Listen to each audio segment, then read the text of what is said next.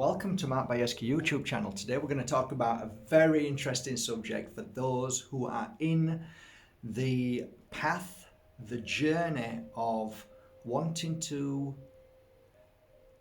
help others and are in a position that they are feeling vulnerable, guilty, nervous with regards to charging for their work. And that predominantly is the work that others deems as your gift or spiritual work. This is something that we touch base on in the Pure Energy Healing course, either the Crystal course or the Pure Energy Healing course. And basically it's one of the, I would say, most powerful dark energies that hold many people back from their journey, and I'll explain why. So I'm going to give you all of my experience from when I first started on this path to this moment, what I've learned, what I've experienced, what I've felt, all the craziness which is really mixed up in this cesspit of lies, abuse, nonsense. I'd like to start first of all by dispelling one particular point of view which comes from normally the religious sector of this work. First of all, you who point fingers at people who do spiritual work and are charged for, who charge for it, what do you do on a Sunday when you walk into that church? What happens when a bowl comes round?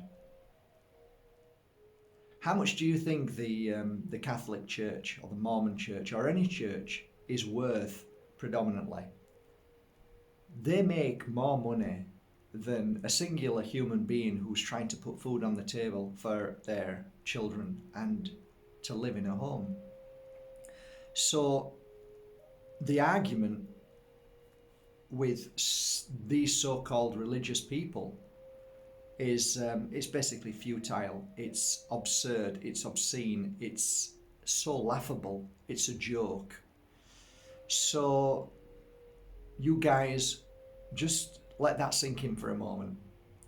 The Vatican is worth more money than you could imagine. They've accumulated or stole that much wealth that they are so powerful that they are unto themselves the ruling body of everything. All roads lead to Rome, basically.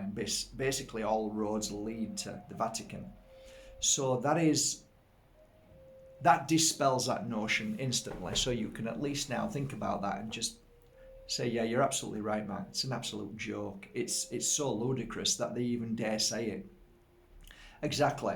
And if you even want to go deeper into this particular path, I can go much deeper, because through the centuries, bishops became bishops because they could be extremely powerful.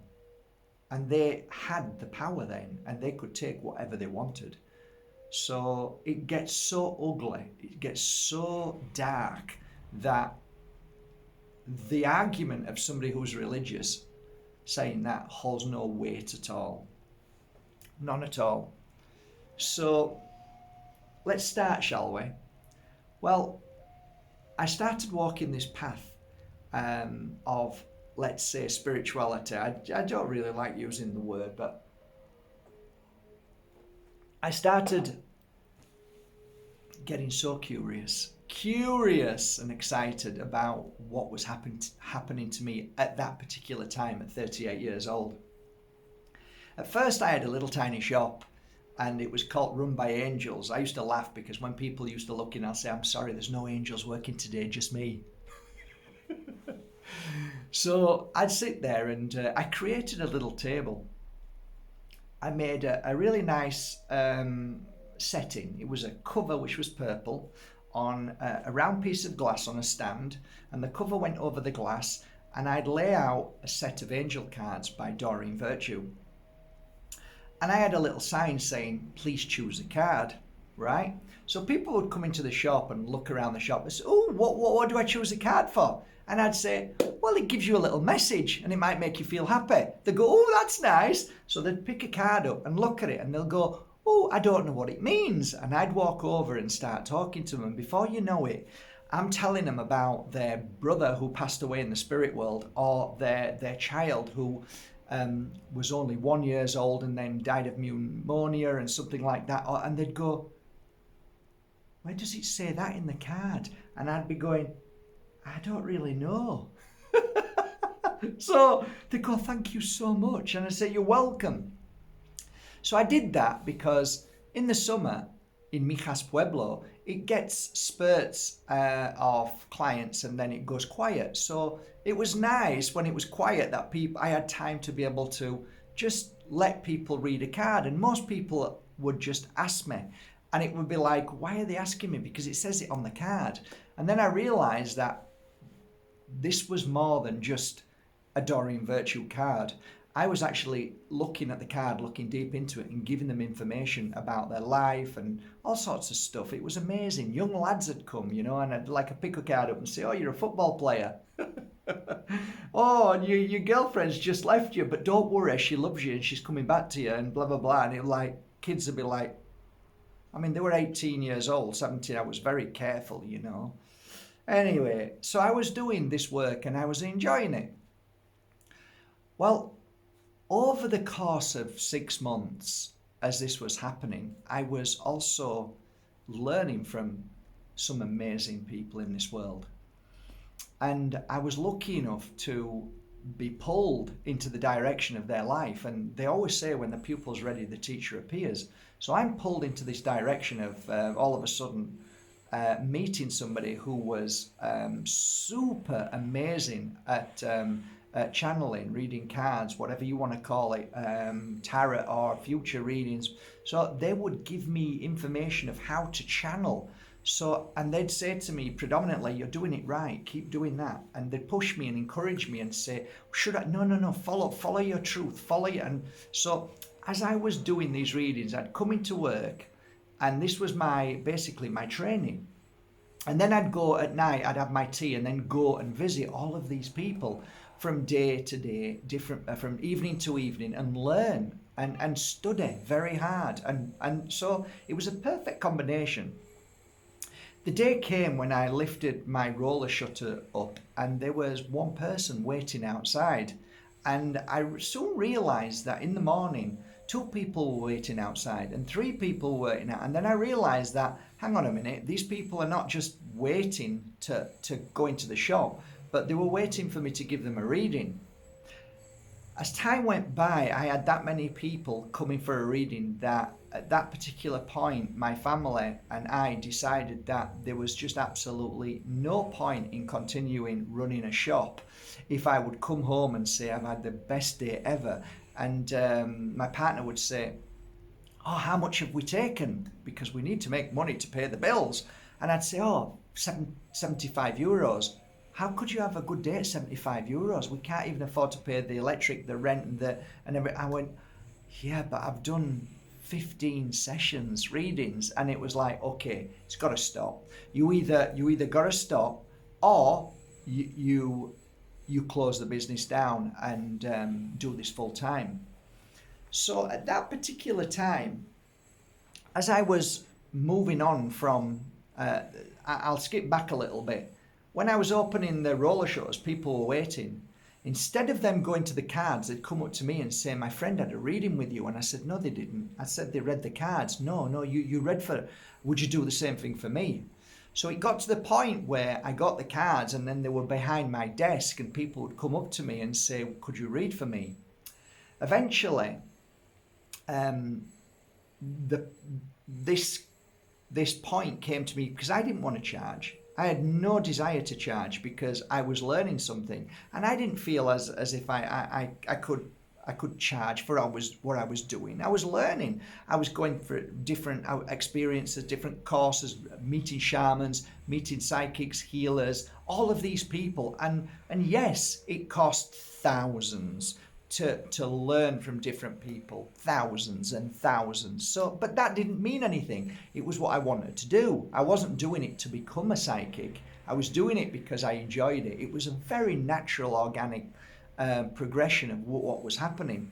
The day came where somebody said to me,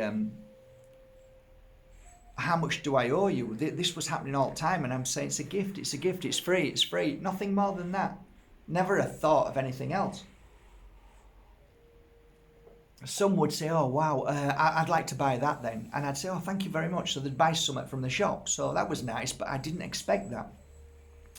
Remember, this was training for me, and I was enjoying it. I was loving it. It wasn't. I look back and think it's training, but I wasn't looking at it then as training. I was just doing it. It was great. I had so much fun.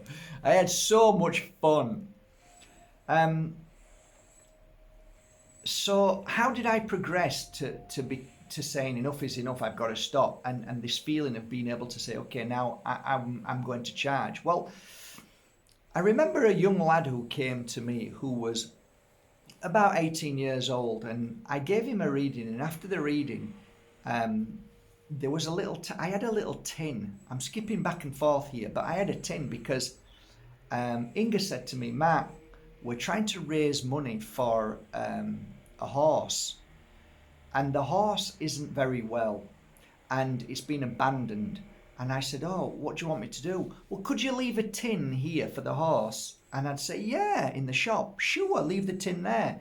And it had the horse's picture on. So after a reading, people would say, oh, how much do I owe you? I say, you owe me nothing. Well, I'd like to give you some. I said, I don't want anything, but if you want to put some money in that tin, this is for a horse that the circle that I'm in, which was a Danish circle of healers. We used to sit once a week and send healing to one person at a time. It was lovely. So they'd put money in there.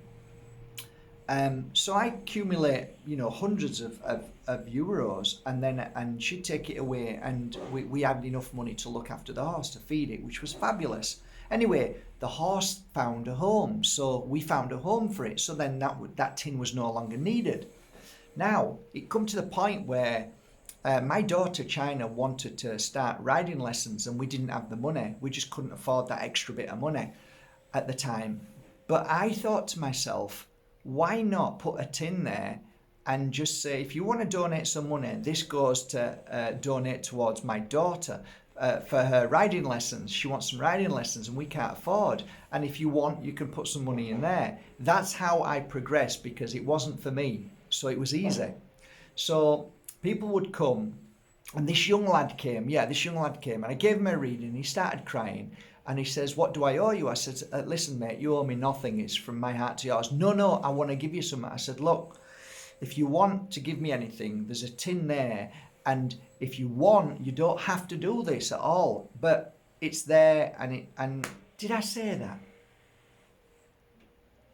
I don't know if I said that. It was so long ago. I just said, I probably just said, because he was only young. I said, no, nothing. But he took out a wallet. And he opened the wallet, and he opened it in front of me. So I'm looking. I don't mean to look, but he's there in front of me opening it out. And there was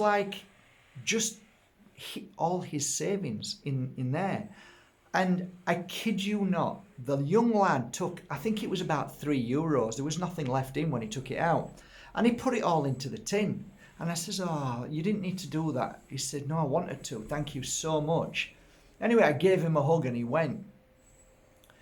I think it was the very, very same week that this lady had heard about my work, and she came with another lady, and she came to the front and she said, oh, I hear you do readings. And I said, oh, I do my best. That's all I used to say. I do my best. She said, would you try and read for me? And I said, yeah, I'll do my best. So I started reading for this lady, and all of a sudden I could feel her husband in the spirit world come through. And I remember closing my eyes and getting a pen. I said, he's showing me something. And I went, V, V, V. 3 V's. And I said, is this a herringbone suit he's wearing? And she said, no, love, that's his stars. He was in the army. And I went, okay, now I understand. So I said, so I think it's him. And then I started to spend 1 hour of channeling, right? 1 hour. It was very deep. It was very profound. She was crying. Her friend was crying because she was listening. At the end of the reading, she said, I hugged her and I said, I hope this helps. I can't remember full detail of what I said, but it was profound to her. She knew what I was saying. I didn't know what I was saying. I just channeled what I saw. She said, what do I owe you? I said, I don't charge. And she says, well, I'd like to give you something. And I said, well, there's a tin there. If you want to put some money in the tin, that goes towards my daughter's riding lessons, but I don't expect anything. I'm doing this from my heart to yours. I always used to say that as well, which ended up being a book. I turned away and went to serve a client because it was an hour and there was people waiting and frustrated. This happened a lot. People were getting really peed off with me because I wasn't serving them. That was the downside. Anyway, so I served like 4 or 5 clients who were waiting patiently, but actually they more so they were patient, and then they wanted a reading, so they were more curious. So I shouldn't say they were peed off. That's not altogether true. That might have happened once out of a week. Anyway,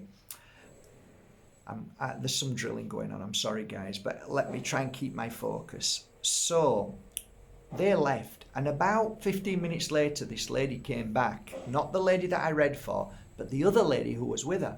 And she said, excuse me, can I have a word? Panic sets in. Yeah, sure. Is it okay? Have I done anything wrong? I haven't upset her, have I? Oh my God, have I upset? Mark, stop. Yeah. Look, did you know who that lady was? And I went, no. She said, do you know how much she put into your little tin? I said, no. I said, it's not important. She says, my dear, she said, do you not understand what you just gave that lady, my friend?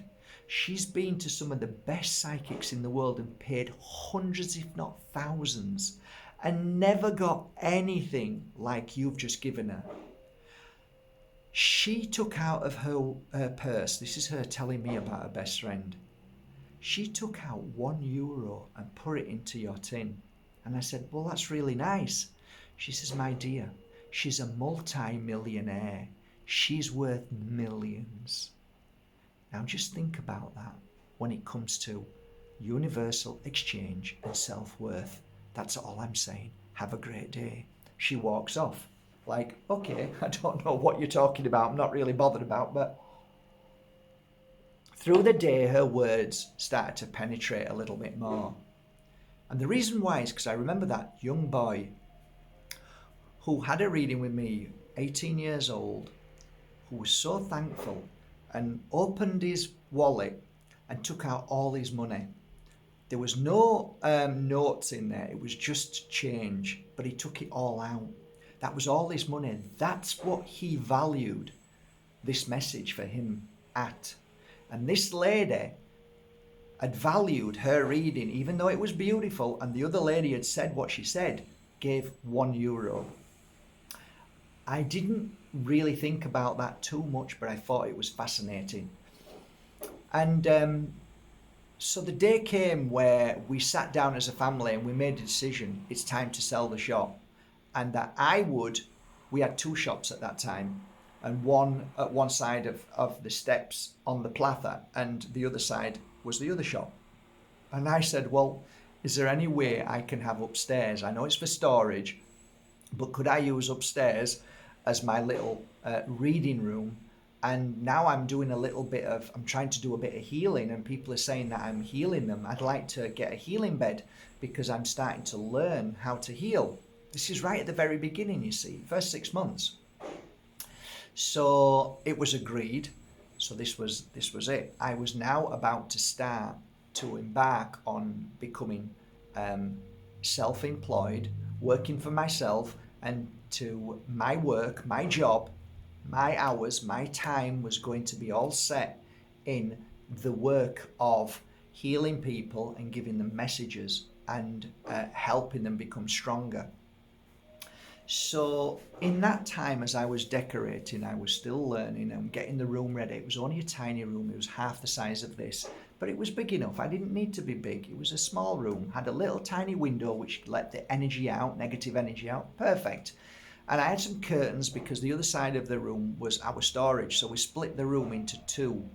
So storage on one side, curtains, and my room on the other. And I painted it purple because I like purple, the colour purple. And I had a table where I do my healing session, a table where I do my readings, and a healing bed at the side of it, and a little a table where I did my sessions on Skype. So I had a table over there, and I like just a small shelving unit where I'd put my oils, incense and crystals.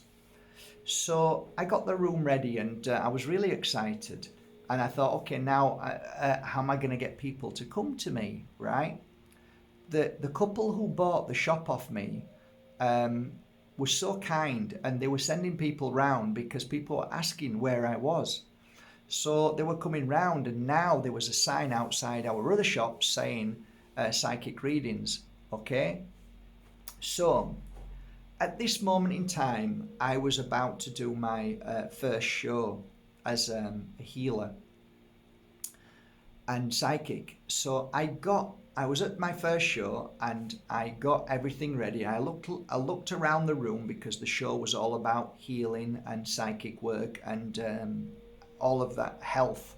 So it was a nice little show. There were normally about 5,000 people over the 2 days. So I got all my stand ready. I made it look beautiful. I always were really proud of my stands. I always made them look nice. And I got them always ready with a healing bed and a reading table.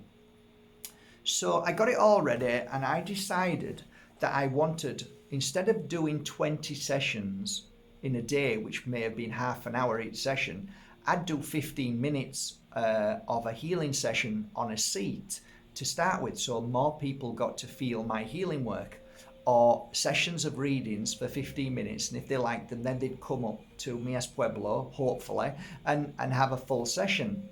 So that was like, this was a taster for my work. So I looked around, and I've got it all set up. The only thing is now, I need to charge. Now, how much do I charge? So I looked at everybody else and saw the prices, and I thought, okay, I'm going to charge 15 euros for a short session. So I put the big sign up, wrote it out, put the big sign up. So I'm stood there with a big smile on my face, like really ready for the day. The door's open. Two ladies walk past. They look at me, first time, judging me, right? Look at the price, and they go, hey, look at that, 15 euros. I bet it's rubbish, 15 euros. Oh my God, it must be rubbish if it's 15 euros. I go, I get the sign, tear it up, throw it down. Oh my God, look at everybody else's prices. Okay, I'm going to put it up. So I put it up to 35. Okay, and stick that up. Okay, I'm ready now, 35. 5 minutes later, another two people walk past, different people. They walk past, they look at me, look at the stand. One turns to the other and says, oh my God, 35 euros. I can get this kind of work done for 10. I can't believe how much these people are charging. What am I going to do? Pull the sign off. Throw it down. I'm like, oh, my heart's beating. I'm thinking, I'm feeling terrible. I don't know what to do. I just said, sit down. I sat down, closed my eyes, took a deep breath and say, okay, stop, Mark, relax. Okay, how much did this show cost for you to be here? 150 euros to have this stand for 2 days. Okay, so you need to make 75 euros back before you even start. Yes. Okay. How many hours have you got? Okay. How much money do you need today to bring home to be able to pay, to eat, and to pay your bills? Okay, I need this much. Okay, add that together. What do you come to? Okay, 25 euros. If I can charge 25 euros and I can do this many sessions, I'll have enough money to be able to pay for the stand and be able to pay for the petrol and to be able to go home and have some money left to pay for the food. Okay, 25 euros. Great. I felt comfortable. Does it feel right? It feels right. Are you happy at 25 euros? I am. Are you going to feel guilty? Are you going to have any guilt inside you at charging 25 euros for this session? No. Does it feel too expensive? No. Does it feel too cheap? No, it feels just about right. Okay, then go with that. I put the sign up 25 euros. Customer comes over within 5 minutes, like a session, please. From that moment on, somebody was waiting, another person were waiting, another person were waiting. I was full up all day. I think about 21 sessions, maybe more, that day. Next day came, did all, again, no problems at all. It was great. It was my first real show and I really thoroughly enjoyed it. At 25 euros, I was happy. Now, the reason why I was happy is because I made a conscious decision. How much is a session worth in my self-worth?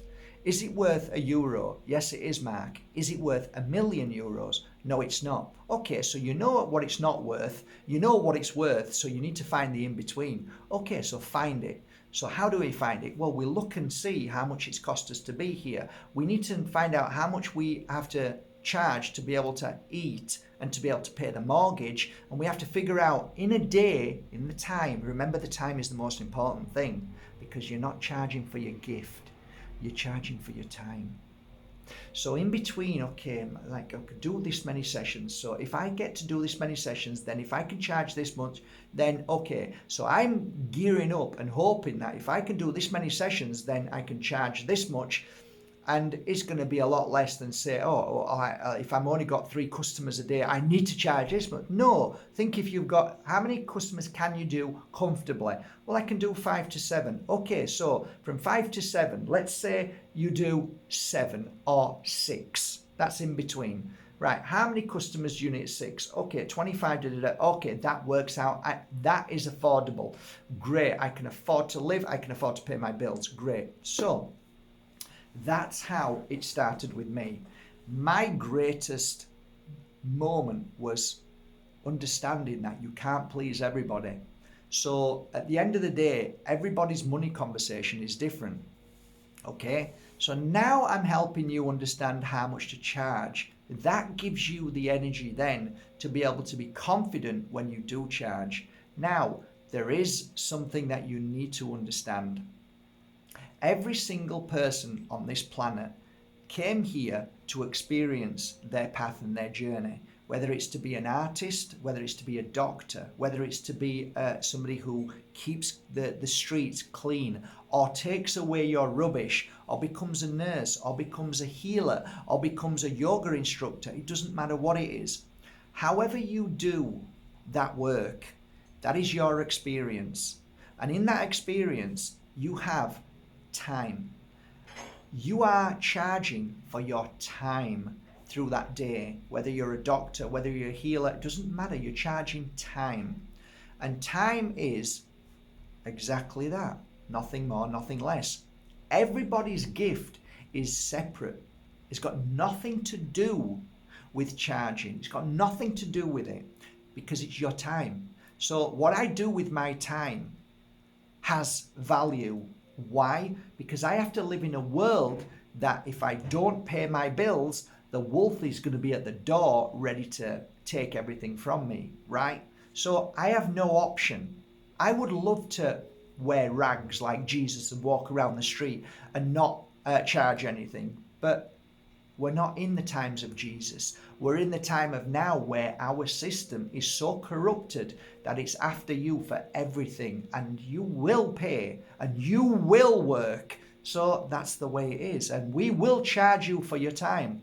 So I am not, especially now, I am not affected by anybody who says to me, oh, you charge for your spiritual work, I'm not affected. No, I don't. I charge for my time. My spiritual work is neither here or there, just like a carpenter or a sculptor. Neither here nor there. Are you trying to tell me that a sculptor isn't channeling their spiritual divine gift? Oh, that's different. Why is it different? Why is it different? Because it's not spiritual. Who said it's not spiritual? Who says that somebody who's sweeping the Balinese road, that isn't a gift? Cleaning it, making sure that every little piece of that street is clean because it's so beautiful. That is a gift, to see the cleanliness and to see bits which most people don't see. So that's a gift. Everything that we do is a gift. Everything that we do in terms of spiritual is the same. Everything that you do, you cook food, it's spiritual. Or you're a great cook, you channel how you cook your food. How do you do it? I don't know, I just channel it. Oh, that's spiritual. You shouldn't charge for that because you're spiritual. Are you serious? You see, there is something in this, and it goes much deeper, and this is where I want to go now. After half an hour, I want to go deeper now. And that is that there is always an underlying dark energy that is trying to stop you.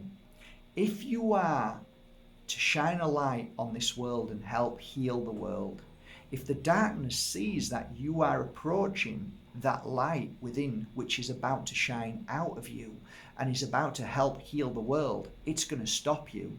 And it stops you through guilt. It stops you from human beings around you. It stops you from nonsense. It stops you from the black screen. It stops you from old dogma. And that is, oh, he charges for his spiritual work. He must be a crook. All of that isn't words. It isn't. It's a spell. It's voodoo. It's black magic. And what it is, it's been deliberately put there to hijack good people from shining their light. Look, you've got two choices. If you are affected by this, then stop. Don't do it. Walk away. But then again, now that you've walked away, don't you feel bad and don't you feel sick and don't you feel ill that you wish you could have been a full-time spiritual worker? Yeah, I do, Mark. I really want to do it, but I'm guilty. I don't want to touch money because I don't want to affect it. Right, that was me. I wouldn't touch money. So why don't you then work in a place where you don't need to touch the money? So you do the work and then the client comes out and there's a receptionist and she takes the money for you so you don't need to deal with it. Oh, that's a good idea. Yeah, that's what I did. Well, what about if I go to somebody's house? No problem. Just open a box and just say, if you want to pay, just please put it into the box. Shut the box. I had a multi-millionaire laugh at me. He laughed at me. I cleaned his property out. When I say clean, cleansed his property out. It was a 25, 27 bedroom property. I didn't realise I normally clear out 1 bedroom, 2 bedroom, 3, 4, 5 at the most. I get to his house, it's 27 bedrooms. It belonged to a sheikh. Prior to him buying it, he was a multi-millionaire. So I'm thinking, oh my God, I charge 150. This is going to take me all day instead of 3 hours. It's going to take me all day. It took me about 9 hours. When I'd finished, he said, what do I owe you? And I said, well, it's what I said. And he said, yeah, I know, but come on, I didn't tell you how many bedrooms. I said, you know what? I'm happy to do the work. He says, okay, that's great, 150. I said, yeah. So he says, here you go. And I said, could you put it in the box? He says, you've got a problem with money, haven't you? I said, yeah, I don't like to touch the paper. I'd rather just do the work, stick it in there, shut it, and then just give it to my partner so she can deal with all of that. I'm not really bothered about it. He says, you've got a real problem with money. He says, the problem with you is that now that you've got a problem with money, you're never going to make any. You're never going to have any. And he was right. Because money's just money's paper. What is it? It's just paper. It's paper. But it's my connection to that paper. It's my thought of the paper. And that thought that's the hijack again. Clever, eh? Whenever you put paper with something, you put greed to it. No, it's not. Greed.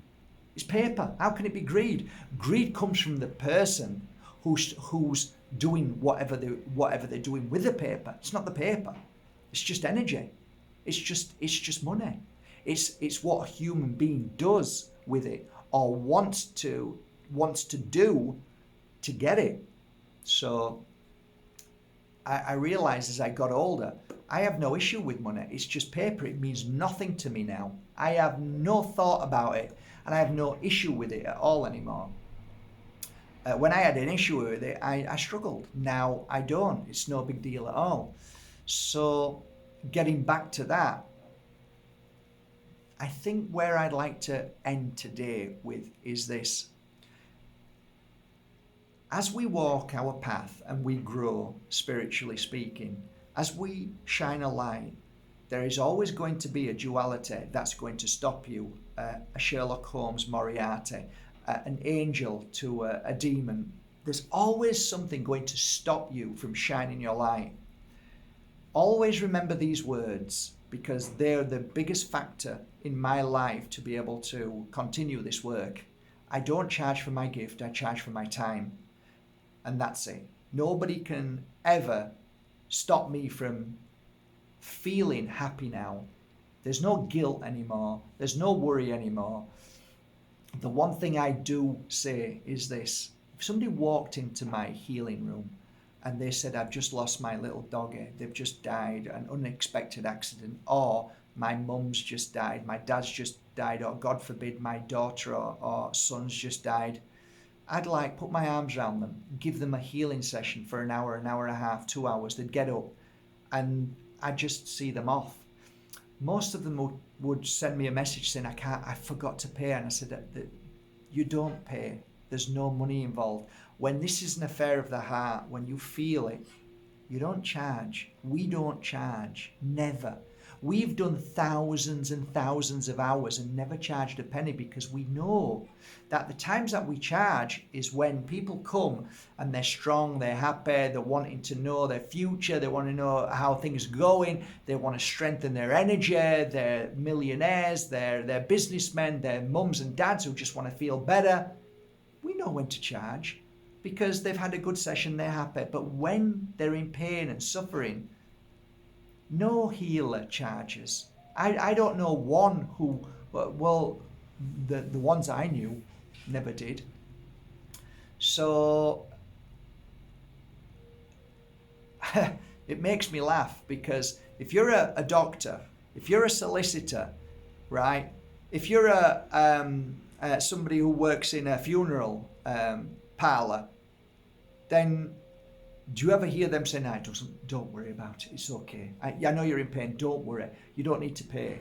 I think we're the only industry, in my humble opinion, the work that we do, that actually gives so much, and yet we are attacked so much for this subject. Point in fact, darkness always attacks good, kind, loving, caring people. And where are they? They're normally in the workforce of healers, really are, of spiritual guides to try and help people along their journey when they feel lost, broken, depressed, suicidal. We are there for them. Be proud and do not be frightened of charging. Find the right, comfortable price in your heart and say, I am worthy of this, and know when to charge and when not to. And that is all you need to know. And you can hold your head up high and say, they can say what they want.